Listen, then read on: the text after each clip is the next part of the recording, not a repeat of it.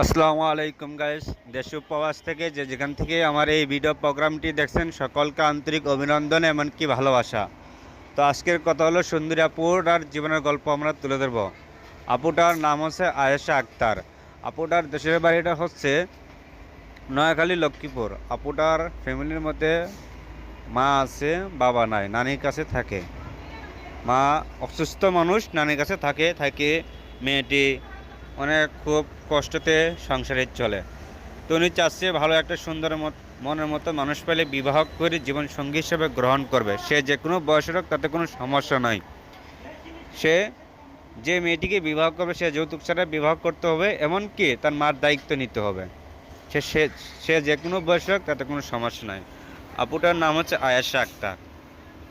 তো আপুটার নাম্বারটা হলে একটু বুঝতে সমস্যা হলে স্ক্রিন থেকে নাম্বারটা নেবেন। তো এই ভিডিও দেখে কেউ কখনো খারাপ কমেন্ট করবেন না, খারাপ মন্তব্য করবেন না। আজকে উনি বিপদে পড়ে ইউটিউবের সামনে আছে, পারলে একটু আপনি হেল্প সহযোগিতা করবেন, না পারলে ভিডিওটা অপরকে শেয়ার করবেন। আপনার একটা শেয়ারের কারণে আপনার জীবনটাই পাল্টে যেতে পারে। তো গায়েস, এতক্ষণ আমাদের সাথে থাকার জন্য আপনাদেরকে অসংখ্য ধন্যবাদ।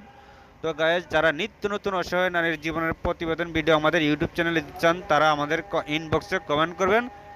কমেন্ট থেকে নাম্বার নিয়ে আপনারা আমাদের সাথে যোগাযোগ করতে পারবেন এবং আপনাদের জীবনের গল্পটা আমরা সোশ্যাল মিডিয়ায় প্রচার করে দেবো। তো ঠিক আছে গাইজ, ভালো থাকুন, সুস্থ থাকুন, সবসময় সত্যের প্রতি থাকুন। ধন্যবাদ। আসসালামু আলাইকুম।